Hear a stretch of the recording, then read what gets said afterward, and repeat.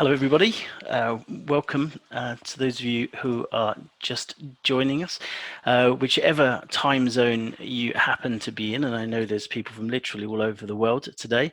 So I'm delighted to say that you will be joining us for the launch of one of the biggest research projects actually we've ever undertaken at the WFA.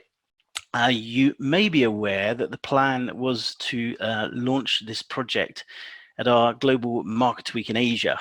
Sadly, we can't be together in beautiful Singapore, where we could have been enjoying a cocktail together at one of these amazing venues we had booked. This is actually one of the venues we had booked. Hey, there's no place like home, right? So welcome home. But thanks to all of you attending. If actually ensuring this is, I believe, the biggest attendance of any webinar we've run. And having counted, we had marketers register from 37 different countries today, which is almost as many more than we normally get at our Global Marketer Week. So a truly global session. So now, the scale and quality of this project wouldn't have been possible without the support of our national associations that you see here. So I want to say a huge thank you for those of you for your partnership. And I know thanks to my colleague Ioana Danila and the team at 2CV, many of those markets now have the data to be able to share the national insights against the global and regional norms, if you like, that we're going to talk about today. So look forward to hearing more about those conversations soon. Now, one sort of privilege, if you like, at working the WFA is we get to work with some of the world's best brand owners, and you might say choose the world's best marketers that we work with. And this project has benefited greatly from the insight of the marketing leaders you see in front of you now. To name one, because he's our president and therefore my boss's boss, Raja Manar from MasterCard. So always thank you to everyone here. And that really delighted that these marketers are actually continuing to support this project. Two of them by joining us to share today, and others I know have joined in the audience. So welcome to you too. Now, I'm loath to share another slide telling you that the world is changing, but it's important context, I think, for the focus today. So really, three things. Firstly, we know the rise of digital has fundamentally changed consumer experience and marketing, and that many brands have access to more data than ever, but perhaps not the tools and to effectively leverage it. So things have become harder and more complex for brand owners. I think Roel de Vries, who you probably saw on my previous slide from Nissan, put it very well in our interview with him. He said, you can get everything you need that you want in a very easy way, but the expectation of the consumer is exactly that. And to deliver that is dramatically complex for us. So our world is more complex, whereas the world of our consumers has become much simpler. So I think he provides great context, I think, for this session today. Now, I'm going to promise you some respite from COVID-19 today. The focus of our session today really does look beyond that, but I think it would be remiss not to point out that we are presenting to you in a period of budget reductions and deferred campaigns. So as you can see from our recent research here on this topic, the anticipated investment in 2020 is down around the world, a global average of about 36%. So clearly a far from positive story. Yet within this context, one statistic really stood out for me. That 84% are considering not wasting the opportunity in a crisis and rethinking their marketing organization. So that may sound a bit cold, but I'm not going to claim any clairvoyance in relation to the pandemic, but the delayed launch of this project has really in some ways ended up coming quite an opportune time. So to summarize for me in terms of around this project, we had in-depth interviews with the CMOs I showed you to help shape the project. 28 of our National Advertiser Association members agreed to help us make this happen. which led to 683 senior marketers being interviewed across more than 30 markets. So very WFA, if you like, in that it was enabled by a network, informed exclusively by client-side marketers, as most of you are today. So I wanted to take that opportunity, given the audience that we have, and start by asking you a question. So Hannah, if you wouldn't mind launching the poll you should be seeing in front of you. The question is very simple. Are you a believer in the CMO is dead narrative that we so often see in the trade press? Okay, oh, that's interesting. So 74% saying no, they don't agree. And actually, from memory, I think 80% in our research said the same thing, except we didn't give the no idea option, which is, refreshingly honest from the 14% that said that. So terrific. Thank you for your input. A nice bit of stimulus, if you like, to get us started. So for introductions, it's me, Rob, when I was slightly younger and thinner, which makes me wonder why I have my camera on. But this isn't about me. This is about, firstly, our 2-star CMOs that you see here today have helped us really shape this project. So Syl Saller is the Chief Marketing and Innovation Officer of Diageo, who is an American in Britain, in an unseasonably hot Britain, I should say, at the moment. Ivan Pollard is the Global Chief Marketing Officer from General Mills, who is a Brit in America. I have no idea what the weather's like there.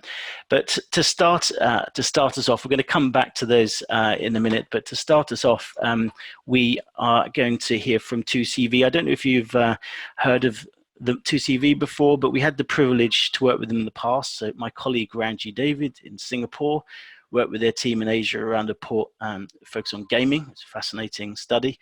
And we also really benefited from an excellent partnership with them here, and they've genuinely been a delight to work with. So with that, I wanted to introduce their managing director, Sabine Kronik, and Michael Murphy, who along with, should name Camille Damsleth and Antonia Cheese, deserve huge credit for this report. Terrific to work with, and thank you for your partnership. So a very warm welcome to the WFA, Sabine and Michael. Good to have you. Thank you very much. So just before we begin, we just thought that we take the opportunity, if you haven't heard of 2CV, to say hello. As Rob mentioned, we are a global research agency, and we have offices around the world, from London to LA and Singapore. We pride ourselves at being consumer experts with knowledge and passion for the studies and clients we work on. So please do feel free to get in touch should you have any big questions you or your team may be tackling. I'm delighted to be here today with the WFA to share the findings from this really interesting study. So let's jump straight in. Now, as you will see on the slide, the marketing press pull no punches with headlines like the death of the CMO. And I'm sure that many of you have probably seen this headline or similar headlines around the globe. And, I'm very aware that I'm speaking to an audience largely made up of marketers, and that can't be very reassuring to hear about. This whole narrative was actually shaped back in 2012 by the IMD professor Dominique Turpin, and his original justifications were threefold. Firstly, that the CMOs have too great a focus on comms, PR, and not on driving the value of the customer. Secondly, we've seen the growth of the CGO and the CCO roles and the greater influence of the CFO, a lot of acronyms there. And finally, the struggle to measure and prove the ROI of marketing. But how do our marketers themselves feel? Do they or you still see a role for marketing? And is this shared by the rest of the C-suite? Well, as Rob mentioned, we surveyed nearly 700 senior marketers across the globe. And actually what we saw is that, the majority of you see and feel the value of marketing within the businesses. 82% say the role of marketing is valued in their business. But at the same time, 1 in 5 are also agreeing that the role of the CMO won't exist in 10 years' time. And if we think about it, typically CMOs don't survive in their role as long as other C-suite execs. So there's a fear that unless marketing is better understood and its impact felt across the business, then the CMO's position could be in future jeopardy. And actually, this is where we see a real clear disconnect between marketing and the rest of the business. 71% of C-suite marketers complained that there's a lack of board-level understanding of marketing's contribution. But then when we compare that to the rest of the C-suite, they only had 40% agreement. So there's quite a big gulf in perceptions there. And what's driving this? What challenges are CMOs facing now, and what will they be facing in the future? And how can we overcome them, I guess? So we've categorized these into 3 areas. So I'm going to start with economic pressures. So this is the need to do more with less. As Rob highlighted earlier, and I'm sure the vast majority of you are feeling it, marketing budgets are being ever reduced. Many senior marketers we spoke to during this study said that they're struggling to be as effective as they'd like. And if you've got fewer resources and fewer budgets or lower budgets, that typically means that the focus moves to more short-term impact, and all that spend often needs to be proven to the board that it's money worth spending. Typically the CFO, if anyone. The second challenge is around technological demand. So this is all around the need to stay up to speed. There is so much data now available thanks to digital channels that technical skills are increasingly needed over the creative abilities of marketers. And actually the art of marketing is under threat from the science of data. This often means that there's a skill gap that needs to be met. We've got CMOs who are expected to be more generalists and understand a myriad of elements which fall under marketing, whilst also running teams that need to be far more specialized. And then finally, we've got high consumer expectations, which is all around brand purpose and their changing consumer demands. With all this pressure, CMOs are increasingly expected to deliver on brand purpose. However, this is often a longer term strategy that you're not really given time for because it's not meeting those short term ROI objectives that the board are looking for. And at the same time, consumers are equally demanding. They're wanting products and services they use to be authentic and inclusive and sustainable, but then at the same time ensure that their customer data is being looked after ethically and correctly. So we're trying to deliver this consumer experience that is simple and personalized, but actually to do that, your jobs are becoming more and more complex. And being truly customer centric and meeting the ever rising customer expectations is not an easy feat. So I think it's fair to say that there are quite a few challenges you're all facing. And the challenges suggest that a need for the CMOs to maybe adapt their skills and their mindsets whilst doing the role. But is there actually a need for maybe more realistic expectations from others around the business? Are actually expectations on marketers so high now that it's a bit like searching for a unicorn marketer and one that might not actually exist? I'm going to hand over to Michael now and he'll walk you through more of our findings. Thank you, Sabine. So I'm going to start with the current role of the CMO and senior marketers, and then look at how the role may need to develop and adapt going into the future. So I'm sure there's many of you in this role sitting here listening and can empathise with the fact that there are actually a lot of responsibilities you're being asked to juggle. In fact, we asked around 16 responsibilities, and on average, our marketers said their role encompassed 9. So that's everything from marketing strategy, creative strategy, all the way through to sales, PR, customer experience, sustainability, and return on investment. And to make matters worse, they're all expecting these things to increase in importance in the years to come. In fact, the vast majority of our marketers that we spoke to believe that all of these responsibilities will either stay just as important or grow in importance in the years to come. So what does this point to? Well, it's pointing to a changing role. So whilst the majority of our marketers kind of agree and share the mindset of longer term strategic brand building, we're seeing that's increasingly at odds with the rest of their business or the direction their businesses are heading. So there really needs to be this change, and certain skill sets are required to meet that change. To start with, there's a recognition that we need to be more pragmatic. We need to have more broader business acumen beyond just marketing skills. And one particular area or few areas that really are in demand are around data, insight, marketing technology, and digital marketing understanding. But perhaps it's a little bit surprising that these are now valued over more traditional marketing fundamentals. So we asked a number of statements in our survey, and 85% agreed that a high level of understanding of digital marketing tech and new platforms is important, versus only 67% agreeing a high-level understanding of marketing fundamentals is important. So it does seem that sometimes these new skills are being valued over those that are fundamental to the role. And we'll hear from Ivan later on that is a concern for some who feel that shouldn't be the case. But what's not in dispute really is this need to adapt. So the CMOs among you can all breathe a collective sigh of relief. We're not saying the role is dying, and we saw in the poll just now that many of you agree, but it certainly is or seems to be a role in transition. The marketing function has certainly grown beyond its traditional role, as we saw with all those extra responsibilities that it's now being asked to do. And arguably, the CMO role is grown beyond the capability of one individual. So now might be the time to start thinking about sharing that workload across a team of more specialized marketers.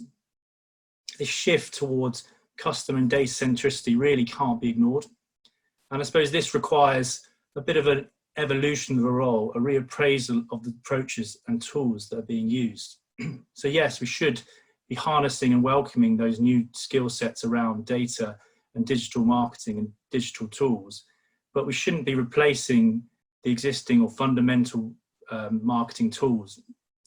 We should use the data, or the science of data, and harness it with the art of marketing, because after all, it's that art of marketing, turning that data into insights, turning it into strategy to help build better products and build better relationships with the consumers, that is really so important. So where are those skill gaps that need addressing? Starting first with technical skills. So we've seen some of the skills that are considered important already, but we also asked our marketers, how do they perceive their team's current performance in each of these areas? Now, the full analysis for this can be found in the report, which is available to download after this call. But for now, we're just going to focus on this top left-hand quadrant of this analysis. So really, we're just plotting how important skill sets are versus how they're perceived to perform currently. And in this top left corner in red, these are those that are considered important, but are perhaps lacking currently in the industry. And they broadly fall into two main areas. One is this point I've made already, this need for kind of broader business acumen and business skills and thinking beyond just marketing skills. And tied in with that is a kind of desire, I suppose, from our current marketers of future marketers to be more entrepreneurial, to have a broader mindset, a global mindset, to really prove the value of marketing within their businesses, rise to these challenges we've spoken about, and really elevate marketing to the next level for the future. And the second area is related to the desire for more digital marketing understanding and skills and the interpretation of data. What we're seeing is that perhaps there's a lack of that ability, the ability to understand data, data analytics, and to really generate insight from it. And this speaks to the point I've just made, that we really need to harness that science of data with those marketing fundamentals, with the art of marketing. So those are the technical skills. What about the softer skills, softer capabilities? It's quite apparent that if you're asking for a more well-rounded role, that also requires a wider host of personality traits and softer capabilities to keep up with that evolution. But as we've seen across the board, expectations on marketers continue to be high, and this area is no different. Again, we've created this same analysis asking what's important when it comes to softer skills and how are our teams currently being perceived in their performance. And again, this is our own marketers talking about their own teams. So there shouldn't really be any bias in here. What we're seeing is that in our top left corner, again, those that seem important but currently lacking, again, align with those technical skills. Before we saw that entrepreneurialism was perhaps a weakness and having this broader business acumen. Here again, we see leadership, courage, and innovation perhaps a bit lacking. So we're really looking for a marketer who is going to step things up and push forward their teams and marketing within their businesses. And again, aligned with what we saw previously, there was perhaps a gap in terms of data interpretation, turning that data into actual insights and marketing strategy. And this, again, we see here, curiosity perhaps aligning with that skills gap on the previous slide. We also saw that intuition and logic is not as valued as much as creative skills, but that seems counterintuitive to the desire for more digital marketing understanding versus the less interest in marketing fundamentals we've just seen. So perhaps there is something here needed to be addressed around curiosity, data interpretation, intuition, and more logical thinking as well. But it's fair to say, and I'm sure you're sat there thinking about how this applies to your own business, it might not always be the case that these are skills that need addressing with you. But it's fair to say there are differences both in companies, but more specifically in our findings by different regions. And whilst it's true that on the whole, the story that we're telling today is consistent internationally, we do see some local and regional nuances. We're seeing in Europe, for example, that marketers there value short-term growth and sales more than in other regions. In the Americas, they over-index on brand purpose and the need for collaboration. In Asia, it's perhaps a little bit less broad that they're looking for, more specialist marketing skills and a real thirst for knowledge. Whilst in the Middle East and Africa, perhaps in line with the way those markets are more developing, they're looking for those leaders, those digital skills and innovatives to really push things forward. So this all aligns with another finding from our survey that most really value this global mindset, this need to be thinking about how different markets act and how you can have that impact with your marketing globally, but respecting those regional and local nuances. But what's this all point to really in summary is that expectations are exceptionally high. As one marketer put it, we're expecting the ideal marketer to be a Da Vinci in aggregate, combining the strengths of both left and right-brained individuals as one. We're expecting them to be data literate and creative, experts in marketing but with general business acumen, strong leaders, entrepreneurs, technical and logical but while also empathetic, ethical and culturally sensitive. And we're expecting teams to be diverse, inclusive and collaborative. But what this really means is that the expectations are probably too high. It's a bit unrealistic, and like searching for a unicorn, our search for the ideal marketer will be in vain. That's the real unicorn marketer probably doesn't exist. I'm sure there's many of you sitting in your teams there, I suspect doubt there's someone like this in your team, but it's not to say these skills can't develop or that there are not paths towards this, but it does really point to the fact there is this need, as I said before, to adapt. So we've considered not only addressing these skill gaps, but what are the broader paths towards doing so to meet these broader industry challenges. And from our 8 interviews with global CMOs and from other survey responses, we've kind of summarized these into 3 key ways. The first one, perhaps not surprising to you and not really groundbreaking, but we're not just saying it for the sake of it, more training development is probably needed. And this is something that came through from our own marketers in the study themselves. They recognized this is an area that was important, but lacked, was currently lacking in terms of its performance versus expectations at the moment. And really it falls to the senior marketers and the CMOs to inspire their teams, but also to facilitate time and budget for development, and appreciate budgets have never been tighter at the moment, but it's important not to neglect this need to kind of address those skill gaps and develop our marketers further. The second path and to meet this challenge really doesn't cost anything or shouldn't cost anything, and this is about being more diverse and inclusive within our teams, and not just of people, but also of ideas. So really, we should be asking ourselves what can be done in this space. I think, fortunately, our marketers really value this as something they see as important, but they also perceive their current performance to be very strong in this. And we would question that and challenge that and ask you to do the same with your teams. Is this really the case? We've seen many studies already been put out that suggest that marketing does have this cognitive bias, it does exist in a bubble whereby our expectations or perceptions of our performance in this area are perhaps too high.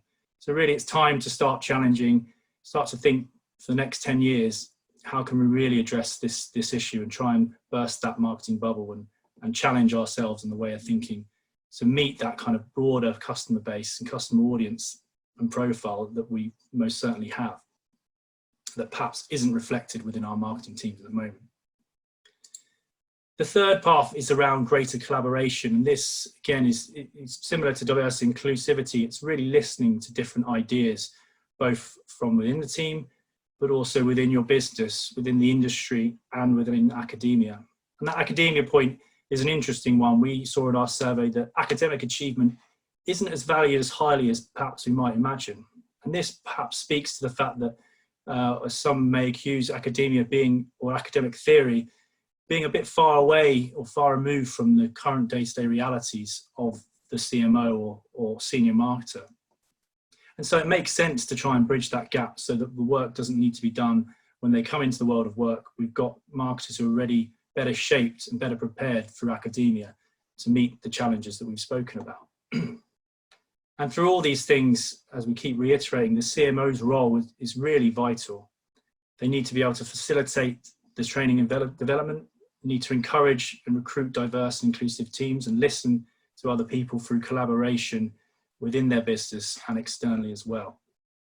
And why is this important? Well, if you do all those things, then you're able to have that influence and start to deliver on those kind of aspirations that probably drove most of you into marketing, to have that kind of more greater brand building impact, to have that greater purpose of building brands that really influence society. And that's something that came through a lot in our interviews and in the survey, that 84% of our marketers think that marketing should transcend business goals and have a positive impact on wider society. And there's no area that marketers feel more of a moral imperative to take the lead on this than sustainability. And obviously it's a bit of a buzzword, but we need to be careful not to just, for it to be just that. We can't have just slogans and greenwashing campaigns. This needs to be real, tangible effort to make our processes and products sustainable, so that our customers can be the heroes by choosing our brands that are truly sustainable. And obviously, this can only be achieved, as I've just mentioned, by having that power to influence. And so what does this all mean? I think while we've established that unicorn marketer may be a fantasy, the ability for marketing to have greater influence, to have greater respect in the rest of the business, and to have that influence to make positive change in society is not a fantasy. If we confront the challenges we've outlined here head on, putting the foundation in place for strong and collaborative marketing teams of the future, the potential for real influence and societal change is within our reach. So that concludes our presentation. Thanks for listening. I'm going to hand back to Rob now, who will summarise. Thank you. Thank you very much, Michael. Yeah, so it's true, there's a lot of marketing futures reports out there, but I think very few are quite as genuine as this, if you like, sort of truly from the horse's mouth of senior marketers, and with a unique footprint, thanks to our associations, as I mentioned before, and a new perspective, including on the sort of post-purpose role, if you like, of senior marketers. So, but I just wanted to conclude. So many of you will know Mark Ritson. I think he'll tell you how our industry is obsessed with the death of one thing or another, and he'd also say in his inimitable way that that's a load of bollocks. But the role of the CMO clearly isn't dead. Clearly most of you on this webinar agree with us as well, but in many ways it's become more important than ever, but the emphasis has changed. So as we said, the need for more interpersonal skills, softer skills such as collaboration, might lead some to say that perhaps the future is female. I mean that in the most positive sense. And capabilities are one thing, and I'm stealing this actually from Ivan Pollard. Sorry, Ivan, I do this a lot now. Capabilities are one thing, but competencies are another, which is why you can't really lose sight of developing the team's skills, of course, and not lose sight of marketing fundamentals, as Michael and Sabine shared. And ultimately, vision and leadership, whether it be a global, regional, or a local level, are going to be more important than ever. So apologies for the relating it back to the WFA, but you might be asking what we're going to do about it. This is our better marketing framework. And I think as some of these topics rise further up the agenda, as we've seen from our research, for example, data ethics, New horizons like sustainability and marketing have become clearer. We think that we're well placed with our associations to be able to help you on these topics in the future. Now, before I hand over to our two CMOs, no need to go to our site now, but please take a note of this URL where you are free to download the report, and we will send you this URL as well, I think, Hannah, after this session. So feel free to enjoy that. So now, I don't want to come across as a sycophant, if you like, but you're very lucky to be able to hear from, I think, two of the most inspiring marketers we've had the pleasure of working with at the WFA. So Ivan is the Global Chief Marketing Officer at General Mills. Some of you may remember his epic presentation during our Global Marketer Week in Toronto when he was with Coca-Cola, and it's a very impressive career he's had before that, including with Naked Communications. And I see Syl. Hello, Syl. Syl is the Chief Marketing Innovation Officer at Diageo, and also did a terrific session on stage with David Weldon in Lisbon last time out at our Global Marketers Week. So Syl's genuinely been a pillar of the global marketing industry, and now a tenure as CMO of Diageo is actually coming to an end, I think in June, but we're very much looking forward to continuing to work with her. So with that, Syl, I'd just like to say a very warm welcome back to the WFA and hand over to you. Thanks, Rob. Let me start by checking if my mic is okay. Can you hear me all right? Yes, very clear. Great. I did a webinar for 1,200 of our marketers last week, and only when I heard the recording did I find that it wasn't working very well, and nobody told me, so I just thought I'd check that. So listen, I love this study. I think there's an awful lot of insight in it. And let me start by quoting one of the big conclusions quite directly. So I'm going to read this. It's questionable whether this unicorn marketer exists. It's unrealistic to expect an individual to have this complete skill set or to be an expert in all the areas that were mentioned. Only by putting the right teams in place, being more collaborative, and having a more global outlook will CMOs get the support and time they need to focus on the big issues. So Rob asked me to talk about global and local relationships, but that's a topic I could spend hours on. So to keep it to the 15 minutes, let me just check my watch. I'm going to focus on the criticality of collaboration in both global and local relationships, and as you collaborate cross-functionally with other teams like supply, HR, finance, and most importantly, sales. And my simple premise is whether it's global and local or collaborating across functions, you know, no marketer achieves anything alone, especially the CMO. And the WFA has so many insights, and one that I really loved was the one Rob mentioned, which is about the consumer world getting simpler. I mean, think about it. People can decide, I want this thing. They can look at reviews, order it online, have it delivered the next day. But our world is getting more complicated, and there are more channels, data, more demands. I'm sure everybody's feeling that, and more expertise needed. So one of my big themes here is it's up to us to simplify our world as much as possible and engender collaboration so that none of us has to try to find or be the elusive unicorn marketer who is good at everything from data analytics to creative development. Now, there are lots of ways to do this, but let me talk about just 3 that I think are important and I hope might be helpful to everybody on this call. The first one is tearing down walls that we build unconsciously around our teams. The second is simplifying our structures for speed and agility. And the third is being obsessed with talent and team composition. So let's start with tearing down those invisible walls we sometimes build. Now, listen, there is a very human need for people to relate to their tribe, their team, their brand, their function.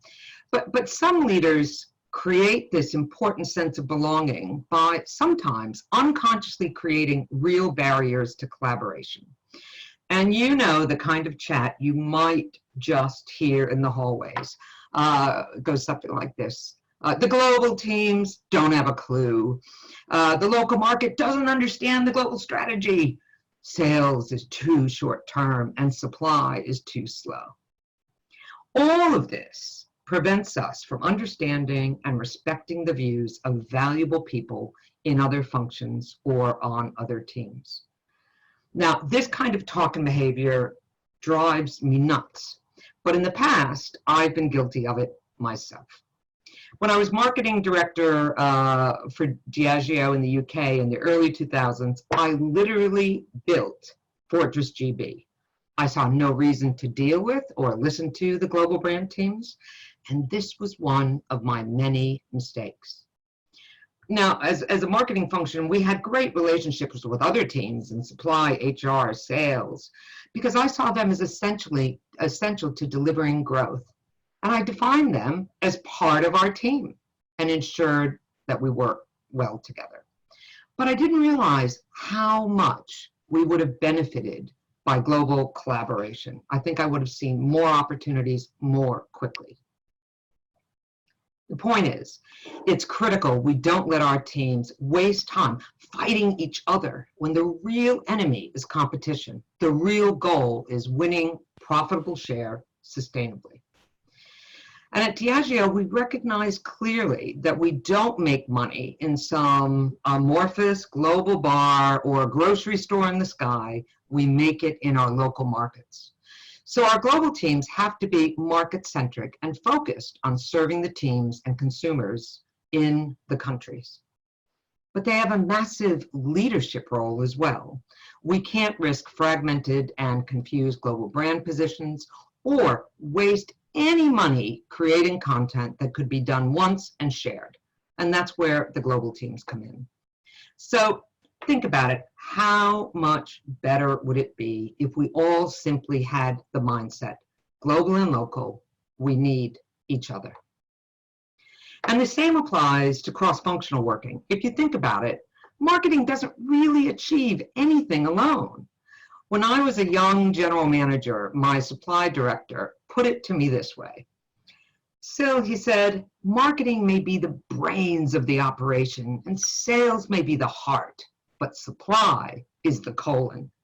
And when we seize up, nothing happens. Blunt, a little crude, but oh so true.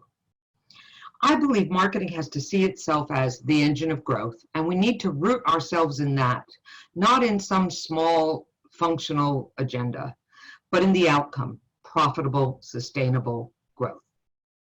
And when you do this, and people know that your agenda is for the business, not for yourself, your brand, or your function, it gains trust.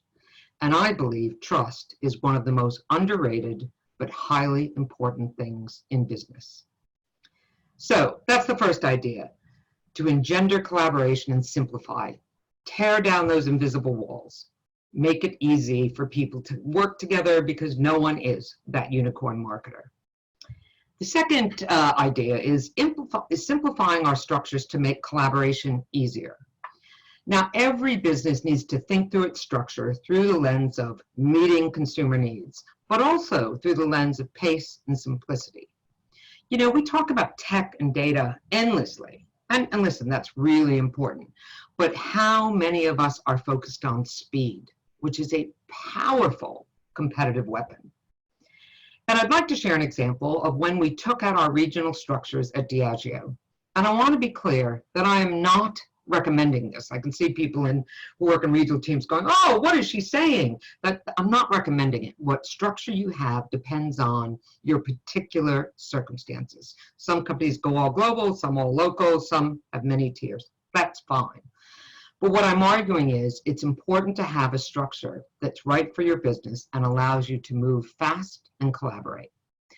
When I became CMO at Diageo 7 years ago, we had global, regional, and local marketing teams.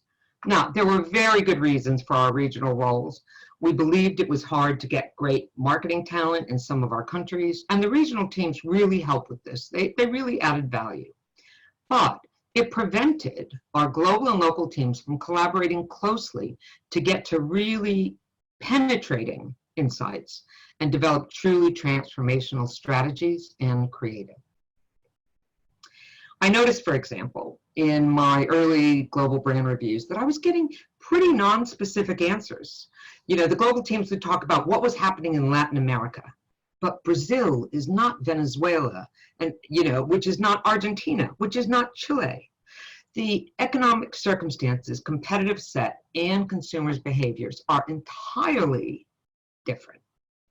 I remember once when I asked a question, I think this was kind of the tipping point for me. I asked a question about Bailey's in Brazil, and the global person called the regional person, who called the Brazilian marketing director, who asked the brand manager, and I got an answer 10 days later. Not the kind of pace and agility I was looking for. So I made the painful decision to eliminate our regional structures. And the additional thing we did is we took some very talented people out of the regional and the global teams and put them into our local markets to make the point that strength in local marketing organizations was as important as strong global teams. And we put our minds to exploring new ways of finding and developing great local talent. And surprise, surprise, we were able to do that. Now I see a world where great work is coming from everywhere, and the global and local teams are much more closely connected. So that's the second idea, to enable great collaboration. The third area that helps you avoid feeling like you need to find a herd of these elusive unicorn marketers is to be obsessed with talent and team composition. Some would call my job complex. I call it amazing. I'm so pleased for Christina DiSendino, who will be taking over from me in July. It's a great job. She's such a gifted leader and will take the function to new heights. The Diageo CMO role is very broad. It's directly accountable for performance on our global brands, all innovation, R&D, design, planning, media, our luxury business, our visitor experiences, and end-to-end talent. The question I get asked most often is, how do you do it all? And my answer is, I don't. My maniacal focus is on building talent and teams that drive 200 brands, or that can drive 200 brands across 180 countries. Our teams are lean, so I take the view that we need great, not just good people in every single role. And that sets a really high bar that requires an obsessive focus on development of both technical and leadership skills.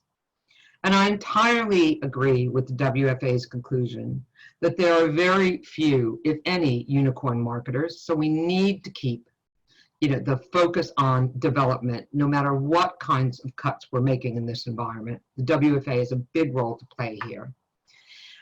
Because I believe that if you're focused on developing people, the composition of teams, and how the whole is greater than the sum of the parts, you will essentially be building the right web of talent, a strong web, and you'll have a much better chance of success. Now, not only do you have to have the right people and grow them, you need to be obsessed with how they work together, both as a team and in other functions. And I spend a huge amount of time on coaching and team dynamics. I believe every conversation can be a coaching conversation. And I've even worked with some of our in-market and global teams as a team building facilitator. Now, it's quite a job to get people in those sessions to not see you as the CMO, but as the person who will help the group solve their issues through deep and honest conversation. But it's possible. So those are just 3 ideas that help deal with the fact that we may not be unicorn marketers, but we can be great marketers who drive amazing growth.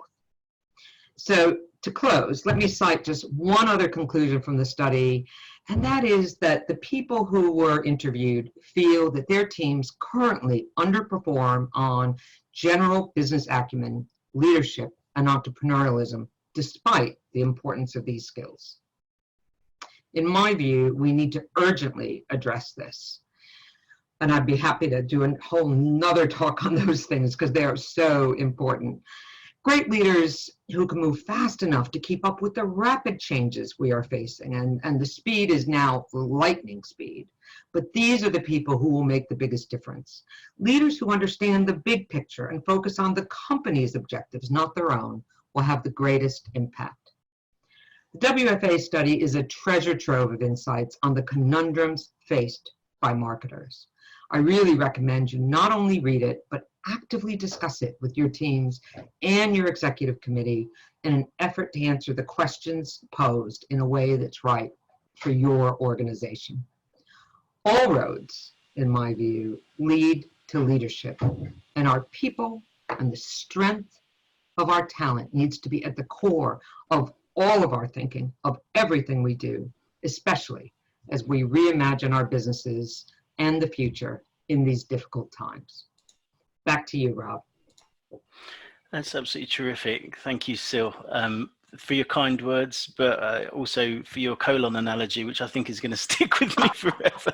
No, really. I was worried about that one, but it's too good to make the point. No, it's terrific, really good.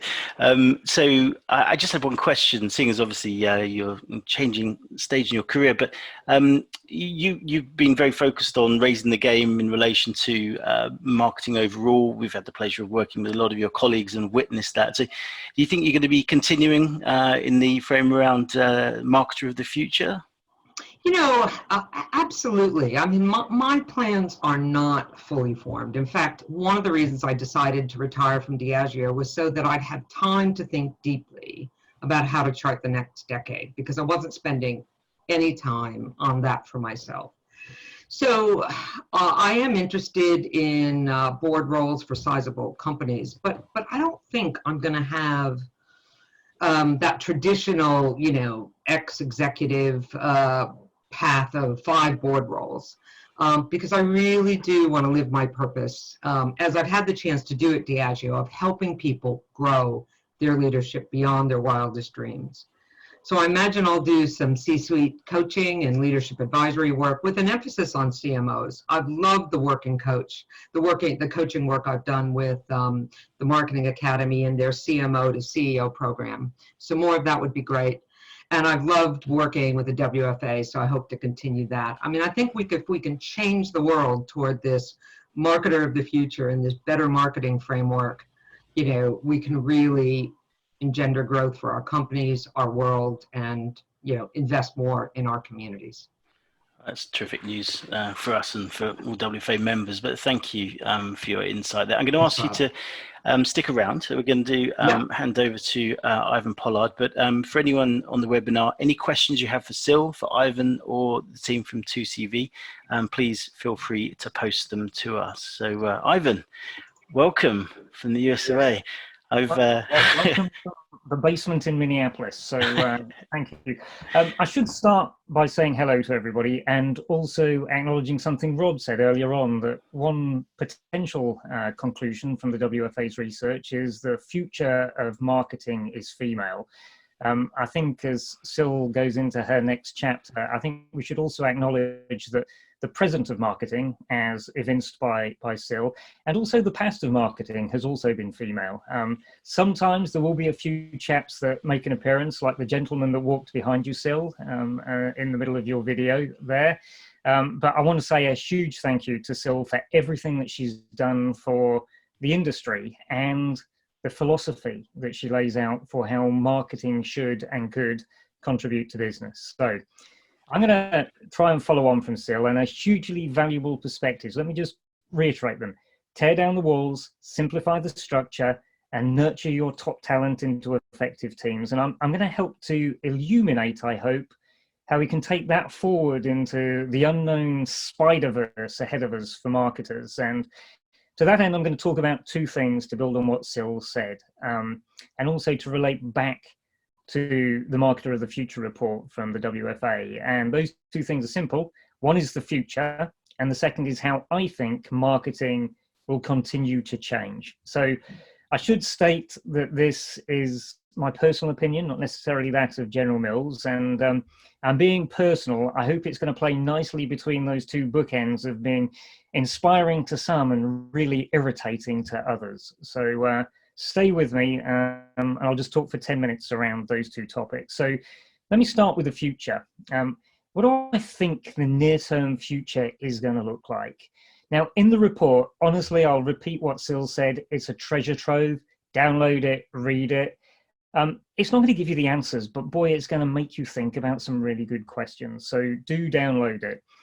But in there, you'll hear, as Sabine and Mark said, CMOs are adjusting to three things. One is the economic pressure of how to spend and secure your money. The second is the technological demands about the ways and means by which we can spend that. And the third is the changing consumer expectations about how we meet their needs. So all of that does take on a new dimension, a new aura, if you like, as we go through the pandemic and what lies beyond. So I don't know about you, but I'm completely worn out and fatigued by the talk of the new normal. I really rail against that descriptor, especially those people who present it as if it's the start of a new era. Because to be honest, we've always been heading into a new normal. All marketers, all the way through the period and history of marketing, have had to deal with an oncoming new normal, whether it's personal computing or mobile phones or the cloud or content streaming or the dataverse. It's normal to be going into a new normal. So I think, however, this pandemic has done something which has triggered an acceleration. And I think we're going into an accelerated abnormal. The speed, and Syl mentions speed as a critical aspect of a marketing organization. The speed with which the fringe is becoming the normal has gone up by 2 degrees of magnitude. So listen, COVID has been a terrible tragedy and a huge disruptor, but in many ways, it's also been a gift in acting as an accelerant. On the human level, it's made us realize how unprepared we really are for a more serious threat around the world.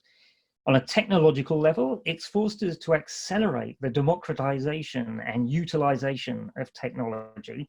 And on an industrial level, for business, it's forced us to very quickly get on with the things that we've just been talking about for ages. And this is a moment of rapid acceleration. Those companies, those marketing organizations that capture this as an opportunity, as Rob said, 84% of people see it as an opportunity.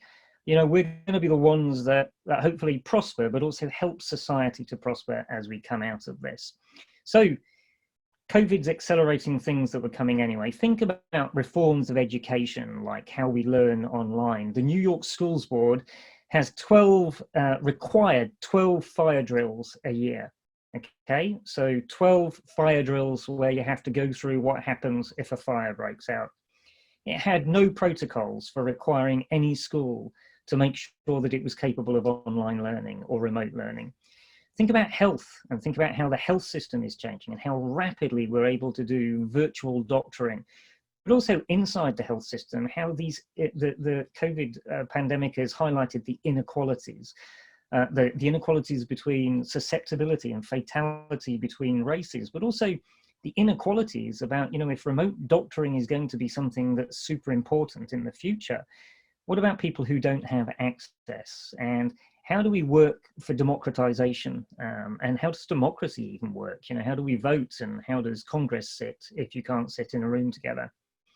So some examples of where that's going to help us and where we're accelerating is efficiency and productivity, and how working from home, we've all found a way to do this. You know, the idea that we can have 200 people here at a WFA shared consciousness learning situation is because none of us had to pay for a ticket to go to Singapore and take a week out of our business to do it.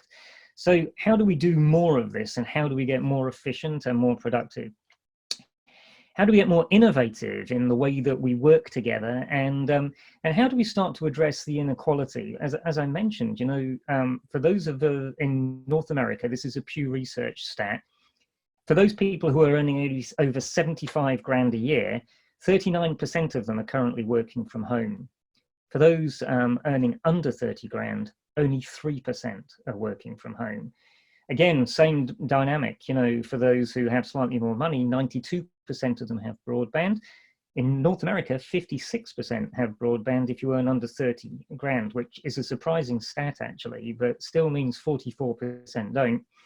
And if you're from a rich household, 96% of your kids have a computer. And again, 75% of those who are less financially able, they still have a computer or access to a computer. So it's good, but there's more to go. And I think we've got to accelerate how technology impacts people. Now, when I use the word accelerate, I did have a very useless O-level in physics, and I kind of remember that acceleration was what we called a vector. It's not just how big that number is, it's what direction it's moving in. And listen, as the future, the near-term future, all things won't accelerate forward. Some will go in a different direction, and that's going to add another level of difficulty for the CMO of tomorrow, literally tomorrow, because many of us on this call now will experience the impact of the things that are starting to happen, the rise of populism, the breakdown of global trade, the business of travel and what that's going to look like in the future. And, you know, we were all talking about the experience economy and how that's going to get recalibrated. You know, it was all virtual experiences. Now is it in-home experiences and family experiences? And have we got a sort of slight recalibration about the value of in real life? So the world is going to change and the world is accelerating. We were always heading into a new normal. I just think we've gone through a period of an accelerated abnormal, with things that were on the fringe moving a little bit more to the center, which to Syl's point increases the complexity of our job and increases the demands of simplicity from the consumer. So how's that going to affect marketing, or how do I think it's going to affect marketing? I think marketing will also rapidly accelerate, but again, it's not about a reinvention. This is just acceleration. There are things we're seeing across all markets: the adoption of online shopping, the consumption of online content, the focus of at home versus away from home, and an appreciation, a little more appreciation of looking after yourself and looking after those that you love. Now, those things were there and underlying, they've just gone up a degree of magnitude, as I said. And of course, inside of all of that, with those trends, of course, we should be talking about data and analytics and the application of measuring the impact of all of this accelerating behavior on the markets that we serve, the businesses we lead, and the brands that we build. But data and marketing are not new. We have always had it. Go back 2,500 years to the golden age of Athens and think about Mrs. Aristophanes going down to the agora, or the marketplace. She had to think about her product. She could see what she stacked at the beginning of the day and what was left at the end of the day. So how did she change her product assortment to make sure everything sold out? She had data about place. The stall at the edge of the market definitely got more traffic as people were passing by, but they bought less, whereas the stall in the middle of the market, maybe less customers, but you could see that they bought more. She also noticed her price, that she could charge for her olives at the end of the season when everybody else had run out, but she still had them. She could put the price up, data. And she also used promotion. She used targeted, data-driven, direct-to-consumer advertising on what was called then the mobile Agamemnon phone, and she used data to market. Now, two things that I think have been emerging trends that I think are going to come is we've got two new P's to add to the traditional 4 P's. The first is purpose, and you'll see that referenced in the WFA report and the survey. So we've actually been talking about purpose for a long time, but in the midst of what we've just gone through, the elevation of companies who genuinely do, saying that you do it is not the same as doing it. So, and consumers can see through that. So those companies that do stand for something, that do contribute to society, they do have goodness at their core, they are going to be the ones that prosper, and we've got to keep that going. It's not just now, it's those who were doing it before and those who will keep on doing it afterwards who earn the right to say, and that right to say gives you incremental business. The 6th P that I would add is proximity. So sure, we've always had this data going back 2,500 years, but we've got more of it that flows faster and in more unique ways than we ever had before. And one of the P's that we've got to get super good at is proximity. So the marketer of the future has to really understand, to the framework that Rob put up, getting close to real people in real time at real moments that matter is now going to be the advantage that you will find when you can do it faster, cheaper, better and smarter and closer to the moment that matter. That's when you will win. Now, we've been using computers to help us do that again for thousands of years. The Babylonians invented the idea of an algorithm, and in fact the algorithm word is apparently named after an Arabian mathematician. This is the power of Google. I never knew that. I had to look it up, so don't think that I'm clever, because I'm not, but I did look on Wikipedia about where the word comes from. So 1100 years ago, an Arabian mathematician coined the idea of the algorithm.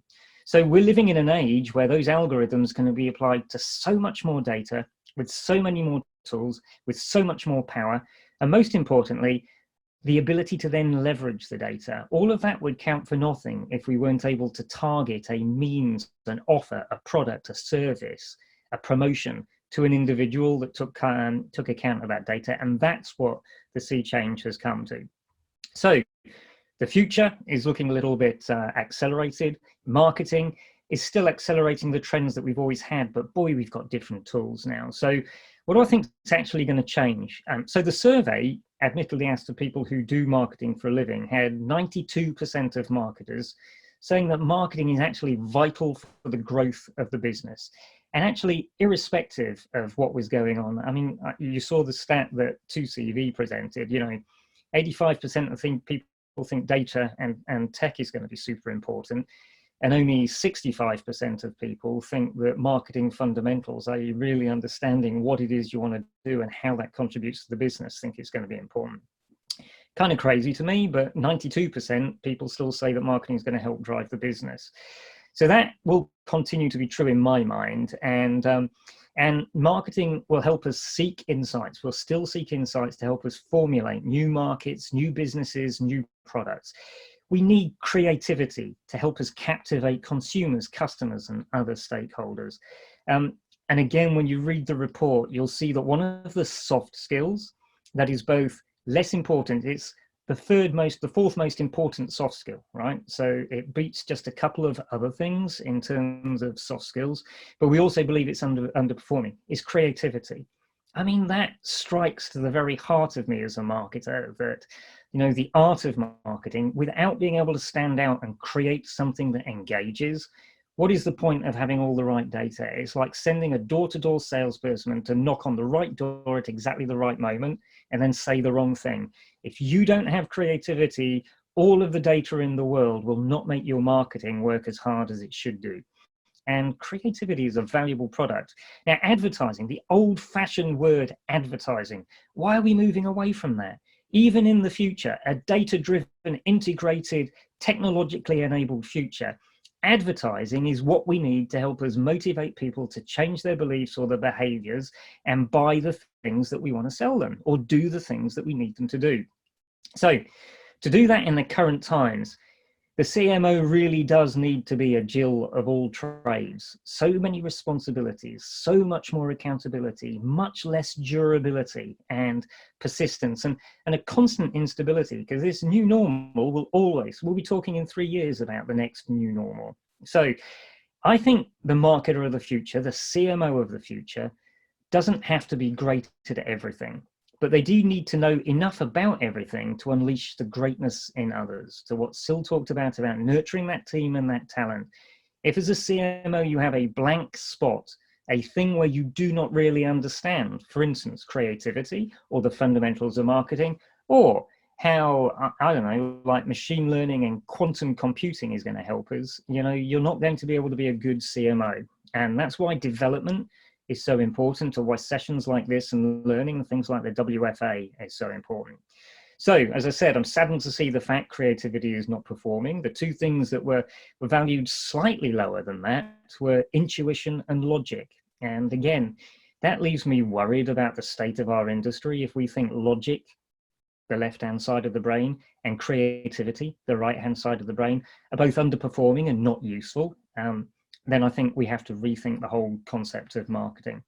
So I think marketing actually should stay the same. Those fundamentals are important. So it's going to stay exactly the same, but in a very different way.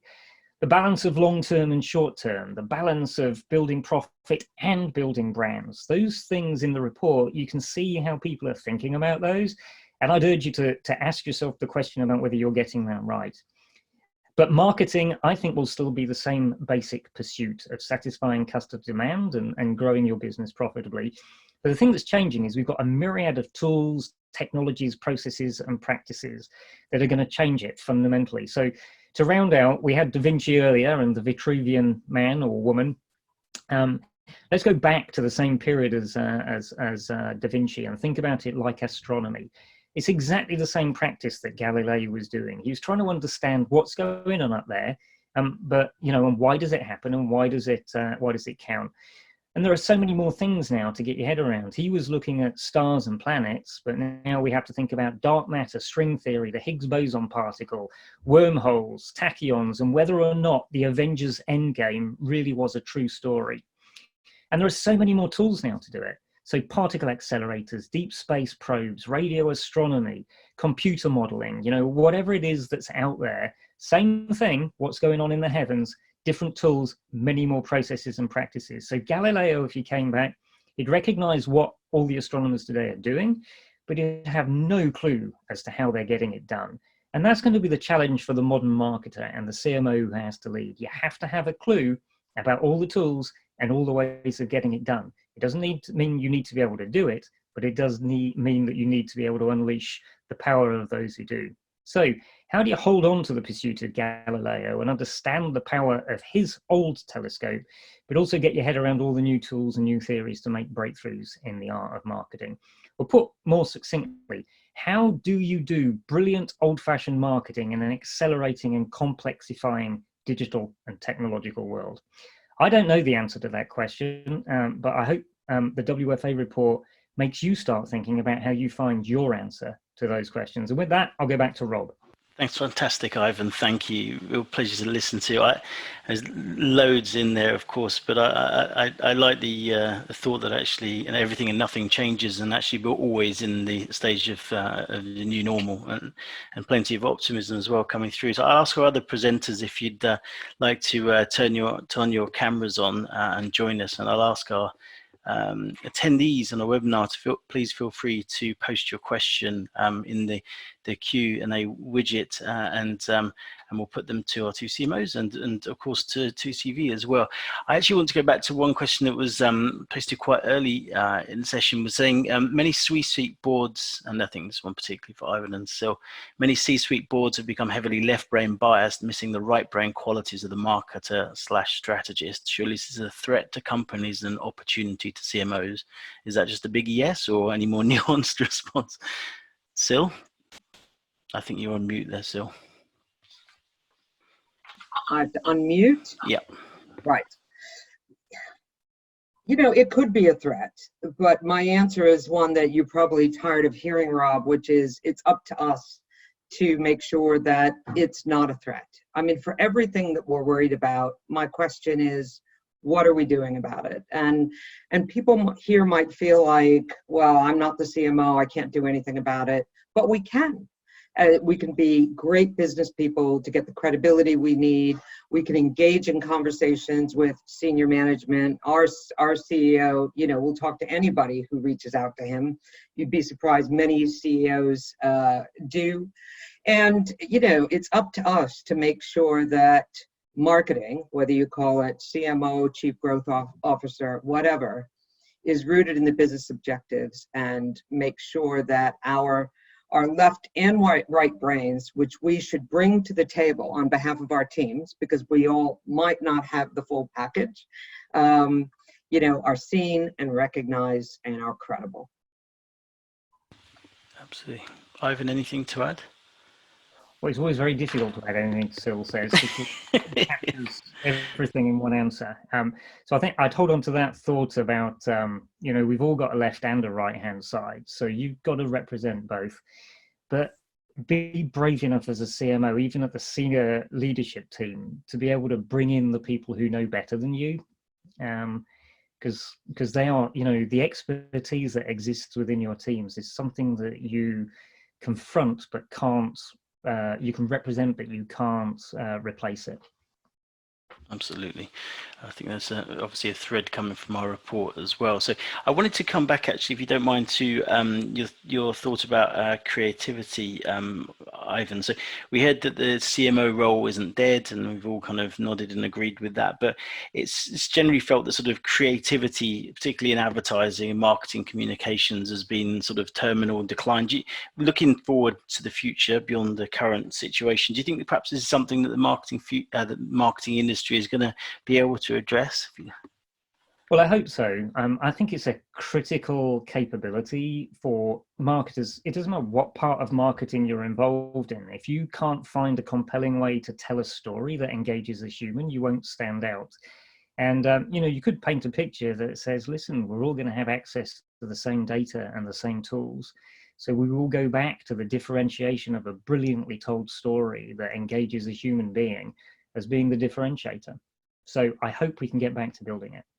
Only competitive advantage is creativity, absolutely. Yeah. Syl, any thoughts? Or? Yeah, I mean, I really loved Ivan's take on the positive things that will come out of this crisis. And I hadn't thought about it that way. I learned from what you were saying, Ivan. And I would endorse that. If we're smart, we can use this as a total opportunity to rethink and reimagine our businesses, and that requires unbelievable creativity. I try not to blow Diageo's horn, and there are many people doing great work out there. And I'm sure we were all amused by the every ad is a COVID ad, that was done. But I was pleased to look at a reel of our work last week and see that a lot of it was very fresh, really understanding what people need in the at-home economy, some really tongue-in-cheek takes, and some really clever ways of dealing with smaller budgets and the fact that everybody's at home. So I'd encourage everyone to Google the Smirnoff work for red, white, and berry, and know that was a bunch of work which we recut in a tongue-in-cheek way. And, I think it really lifted the atmosphere. So that's an example of creativity, under constraint. And I think that's a really important skill right now. Absolutely. And I have one interesting question here, which perhaps someone from 2TV wants to take this, but saying they're interested to see the report that 84% think marketing should transcend business goals and have a positive impact on wider society. How can marketers do this with the biggest impact? And can you share any examples that you've seen of brands who've done it in a powerful way? So I'm just picking on you, 2CV, but just thinking you've got a bit of a sort of holistic view of different clients you've been working with. Any thoughts on who's really managed to sort of transcend business goals that you've been particularly impressed with? I don't mind handling this one. I think it's more about just recognizing, as we've said, the COVID has brought about a change in things. Perhaps arguably, it's particularly in the headlines today, sustainability's coming to the fore because we've seen emissions drop during this time. And I think it's about every brand really being bold enough to make a change. I think in the UK, I can only really speak from my own experience, there's certainly brands that have done very well with dealing with the crisis, responding quickly. Obviously, in the forefront is shopping. So, the supermarkets have done very well in dealing with getting people into the stores, but they're also ones leading the way in terms of thinking about new ways to be sustainable with their packaging and product. So I think it's on everyone and to do this, but for me, it's more the packaging that really is the way forward for sustainability. That's quite top of mind for consumers, and probably the one that's a little bit easier to implement than some reducing broader emissions and the kind of complexities of supply chains. And building on that, perhaps one for you, Ivan. A project that we're envisaging after this, with a similar model, is around sustainability and marketing. That bit of a harsh question, perhaps, but it's potentially quite a disconnect in a lot of ways. Do you think marketing and sustainability are at odds? Not even vaguely. I kind of pick up on what Michael said. What matters to us is thriving communities that are growing. If you're building any market, you want the market to grow. And we have a role to play. In fact, I'd go even further to say, I don't think governments and NGOs can solve what lies ahead of us. But I think if big corporations got together, we could make a big dent in it. So for instance, for us, we buy an awful lot of grain. So we're teaching farmers to farm regeneratively, which is essentially go back to the way we farmed in the 1600s because it's better for the earth. So if you are a marketing organization, you can push the organization to do those sorts of activities and you can get those stories told. But we do have to think really seriously about this because, we've got a viral threat now, but this is the bigger threat to us. It's not the Earth's going to die. Humanity will disappear if we don't get hold of this. And you hear stunning facts. So on the one hand, hey, listen, we've accelerated e-commerce and digital shopping, and that's great. But I saw a stat earlier this morning that the packaging from Amazon, just in the US, takes 1 billion trees every year to create it. So we better start thinking about what we want to do as marketers to kind of, find innovative, creative, to Syl's point, creative ways of doing our bit to solve, not because it's the right thing to do. It's actually the best thing to do for business because people will reward you. Consumers reward you and value these things. So yeah, I think marketing and sustainability are absolutely intrinsically linked. It's one of the stories of our age. And we as marketers can really drive that. I mean, because, I think we're far more than just the voice of the consumer, but the point Ivan's making is that we are the ones that know and can demonstrate that consumers care about this stuff. I mean, we have different things we do for society in different geographies, but like General Mills, for us in Africa, the biggest play is giving back to the local farming communities and teaching people how to farm. People care about the fact that in water-stressed areas, with our new brewing capacity and capabilities, we will be able to make a pint of Guinness with something like 6 times less water. These things matter. And I saw that question was also framed as, can you do well, by doing good? Can you grow your brands? And I'd say yes. I think it starts with, first of all, doing the right thing because it's the right thing. Because if you don't have that in your heart, then it's just window dressing. So for example, we have a program in North America called Tips from Home, where you can make a drink at home, photograph it, put it on Instagram, and we will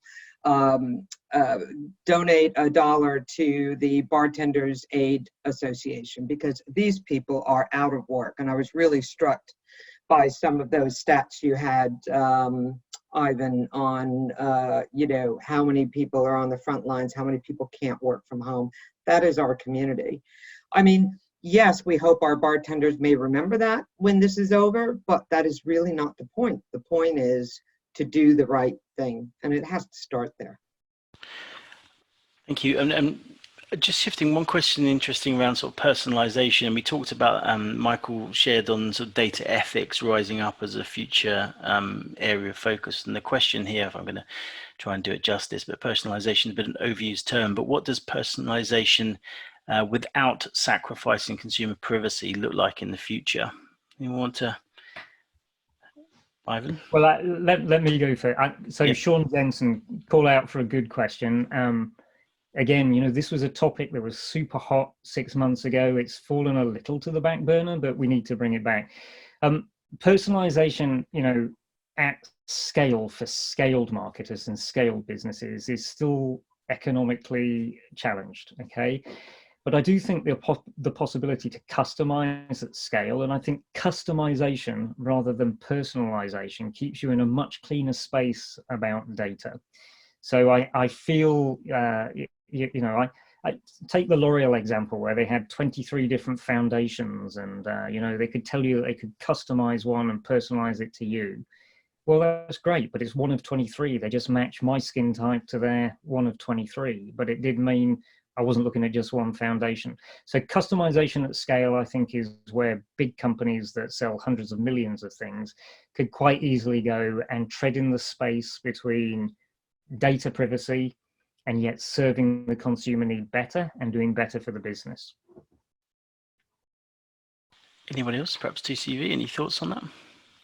Yeah, I was just thinking, actually, we did another piece of work around Gen Z, and I think whilst, whether you like that term and it's a bit of a buzz term, they do represent the future consumer, and I think it's quite interesting that that is their expectation now. It's perhaps less around just about personalization, but really they expect quality in everything they interact with.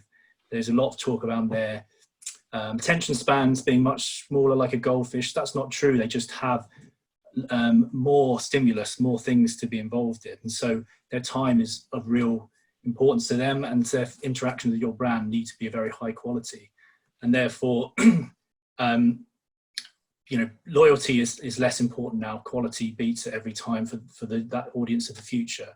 And so I think if personalization contributes to that, which it undoubtedly does for that generation, they may be willing to sacrifice some data privacy. Not that we should be encouraging it, but really it still comes back to that building great products, building a great relationship with, potentially through freemium models where you introduce things to people slowly. As Ivan said, that might be a more customized experience as you pay more. But really it's that quality will always win out, and maybe data privacy kind of can be sacrificed, or people willing to give your data if you're giving them a great experience. I know, Syl, data ethics more broadly as an area has been a sort of bit of a passion point for you. Any thoughts on that in terms of considerations and lookouts for data ethics? Was that addressed to me? Yes. Yeah. Well, first of all, I think the conversation is going around privacy is going to almost just like berserkly focus on COVID track and tracing, which is most people believe is absolutely necessary to get the disease under control. And certainly as I'm watching various countries implement some things that we wouldn't like, but they have worked to get the disease under control, and the potential misuse of that by the state is, a very scary specter. I think a lot about this question around data and creativity, and I saw another question which I thought was a great one around what do we think most will change in the future, and like everything, we bring our biases to that, right? So I immediately went to not will I really think will change for sure, but what do I hope will change?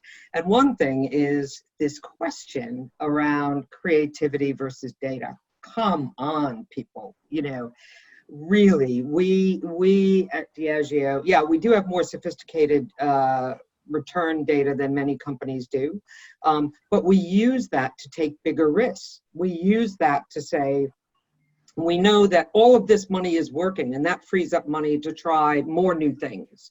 We are very careful, particularly from a European perspective, around using the data of our consumers to understand, when we're doing digital testing, what's working and what's not. So I really hope that I have a whole list of things that I hope will change, but that debate, finally dying will be one of the things that I'm really hoping for. Okay, terrific. If I could build on that, Rob, I don't think it's an either or. It's not creativity versus data. We will win in the future when those two things fuse together. Totally. And to answer the question about what do I think will change in 5 years hence for marketers? Yeah, I was going to ask that. Yeah. Number one, we're going to get paid more. That's one of the things I think we'll look back and number two, I hope we have a much more inclusive representation of all the kind of the cultures and communities around the world driving marketing for the world. Yeah, and one more from me that I think we're getting out of this current situation is marketers are seeing how they can do things less expensively and faster. You know, it absolutely requires it, and I'm seeing people really understanding. I mean, this is something I feel like I've been talking about for 20 years, having worked for both big and small companies. Every pound, dollar, and rupee counts. Think about what you're making, think about what you're doing, and put as much money consumer facing as you can as possible. And I think, and I'm seeing teams do this at unbelievable speeds, you know, turning around creative that would have taken months and hundreds of thousands in days for tens. And also using a lot of user generated content, which has been terrific. We're doing the same thing, Syl, so I think that's good. Terrific. Well, I'm afraid that we are out of time now, but thank you so much for sharing. So I'm going to just throw this up on the screen. Hopefully you can see the URL to download the report for those of you who haven't already. But really just remains for me to say thank you so much to the partnership of our associations who made this project happen. To the guest speakers from exceptional research company 2CV, Michael and Sabine, thank you very much. And thank you to our two CMOs, Syl and Ivan. I mean it from the heart, your support has always been hugely valued, but on behalf of our members, I'd like to say a huge thank you for your contribution today. And finally, have a good night. For those of you, especially in Asia, who I know are dialing in very late, stay safe and enjoy dreaming of unicorns. But I think there's a poll up there to ask us how we performed today. But to all our speakers and all our attendees, thank you so much for joining us today. Really, real pleasure.